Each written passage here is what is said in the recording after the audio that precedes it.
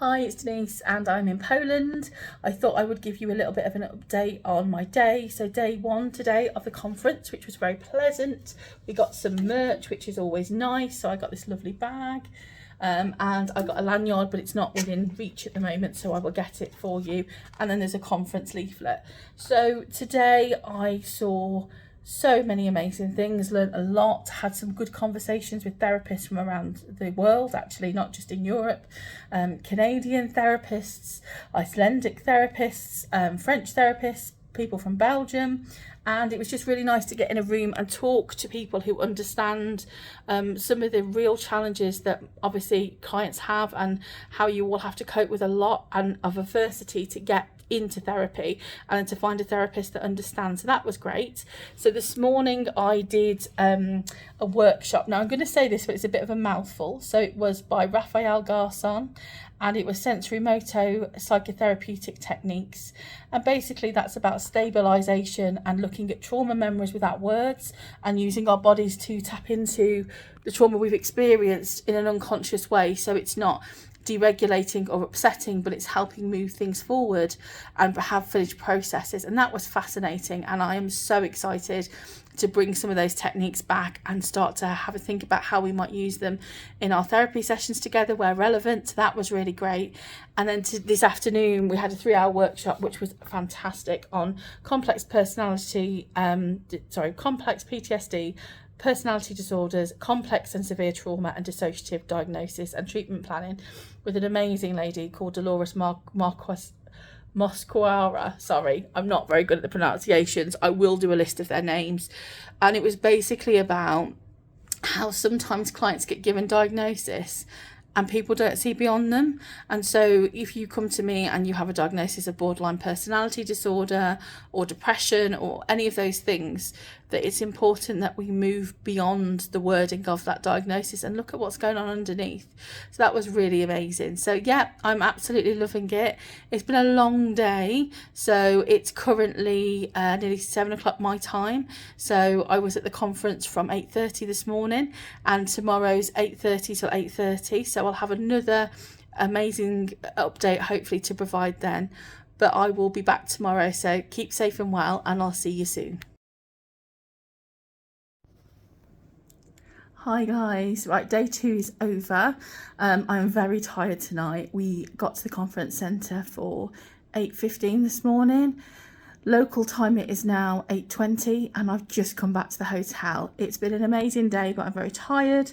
I'm just going to list quickly what I've seen and share what I'm going to be excited to bring back. I'm going to put the names of the people and their topics in the post below, because actually, to be really fair to you and those people, my pronunciation's not brilliant.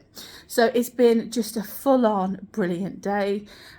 Session 1 this morning was on trauma therapy and early psychosis with a really quite famous person called Filippo Varese. He's actually heads up a trauma unit at Manchester University, and he spent so much time and effort in his career to help people who have been diagnosed with psychosis, in other words, to access main service therapy and not be left out in the cold or just for inpatient things. And then session 2 was Voices in Dissociation and Psychosis with Anabel Gonzalez, and she was fabulous, so empathic, so creative. And those 2 sessions combined have really made me think about how I work with trauma and how I assess. So for some of my clients that are watching this, even though psychosis won't be part of your world or your experience, there may have been markers very, very, very early on that may have prevented you from accessing statutory services that we can look at and talk about. So that was really good.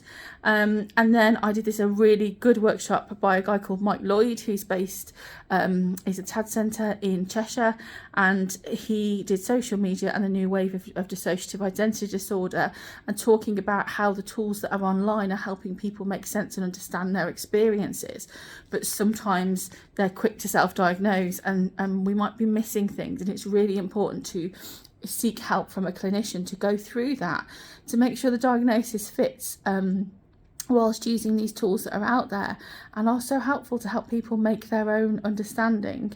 But I think we can all use Dr. Google too much sometimes to think about, oh, I've got a stomach ache, I've Googled it, and now I've got some sort of tumour, etc. So it was a really amazing talk on combining the use of social media and not getting lost in the clinician's part of that as well. So that was really good. Then we actually got to have lunch, which was really nice, and the conference is providing lunch. And then I did a workshop, the perpetrator parts and destructive parts, and with a guy called Ralph Vogt, and he is a German clinician who's done lots of different approaches around DID. And it was an interesting workshop. It's probably more elements that I will take from that because he practices in a different way to me, but I still learned a lot, and just some of the conversations afterwards were really, really helpful. And then I did the most amazing workshop, and this is one I am so looking forward to sharing with many of you, from Antonieta Contreras. Again, I'm really apologise for the pronunciation. She did the neurobiological differences on trauma syndromes, and she's reclassified a lot of diagnosis, and the learning I have from that is going to help so many people. I've got slides, I've got things that are interactive, lots of body work, so I'm really excited to share that.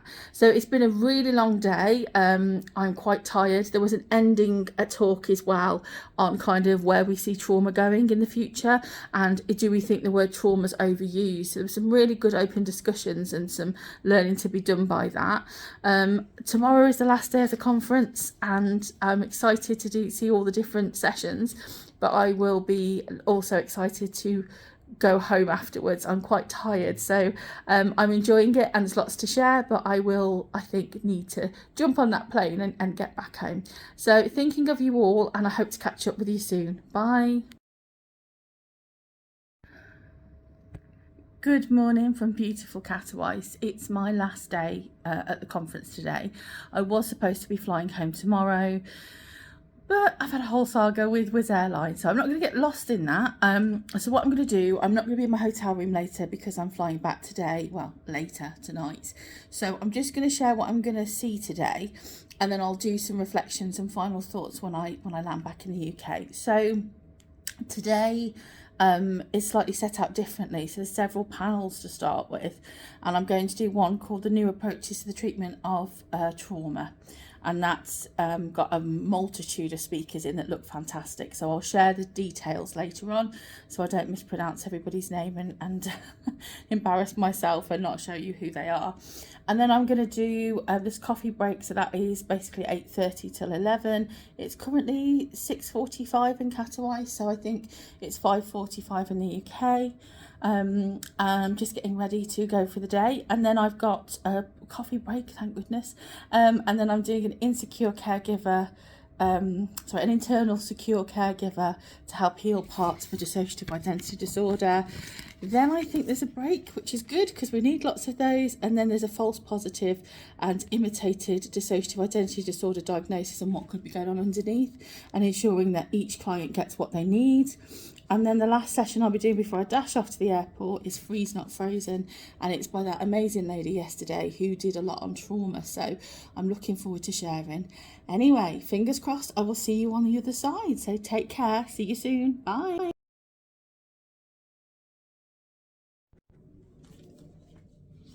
Hi, I'm back in the UK. I flew in early hours yesterday morning and got home an ungodly hour. So I've had some sleep, which is really nice, and it's always nice to be in my own bed. And I just thought I'd come on and finish my talk about the conference that I went to. I brought the programme with me because there's a couple of things I just want to share. It was an amazing experience. I think I learned something from every single person that spoke. Poland is a beautiful country. If you haven't been, I highly recommend it. Things are very reasonably priced. People are so lovely.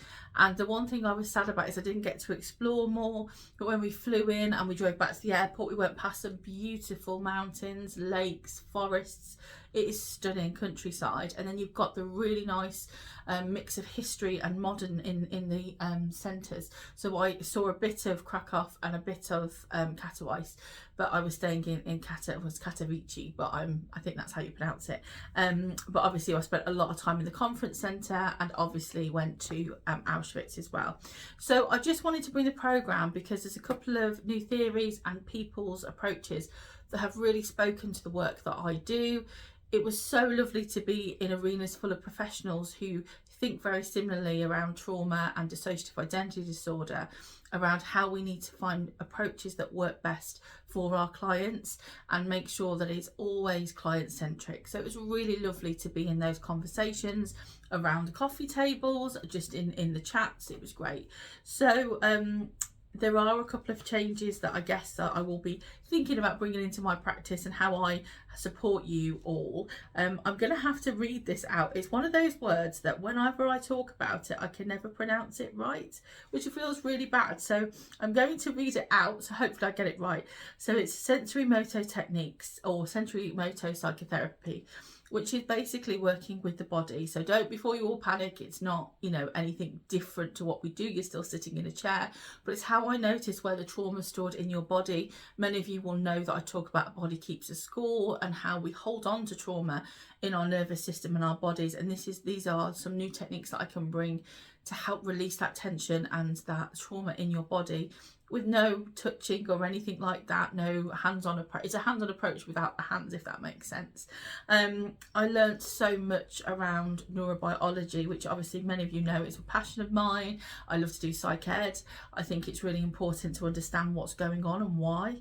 And for me, there was just an amazing speaker, and I'm going to try and find her name because I will not say it right, and that feels really bad. But what I will say is I'm going to put this all in the text, so if you want to have a look at her work, please do. I also did some, before I go on to speak about that, actually, let me find her name. She was just fabulous. She'd got such a good understanding of trauma and neurobiology, and her name is Antonieta Contreras, and I will share all this below. She talks a lot around the brain and is it fight or flight, and how the word trauma is overused, and how sometimes we think what as a trauma response is actually just a reactive response in our brains because we're hardwired to survive. And that really is important to me because I am fortunate to work with some of the best clients and the best people who've experienced some really terrible things, and I don't like minimization of words. It's a bit like when someone says I'm a bit OCD, or I'm depressed when they've got a low mood. It takes away from the people that are really battling things. So that was really great. Julien Baillet also did some amazing techniques around body work, which is really good, and that I will definitely be bringing into practice. Dolores Mosquera did an amazing talk on complex PTSD and borderline, and how things get missed and how people get stigmatized and labeled and not be able to be treated properly. This video is so long, so I'm going to stop, but it's just to say I had the most amazing time. I'm excited to bring new approaches into my practice. I'm excited to learn more and to share things that I can, and I'm looking forward to seeing you all. I've missed you all this week, so I'm going to leave it there, and I will see you all soon. Take good care. Bye for now.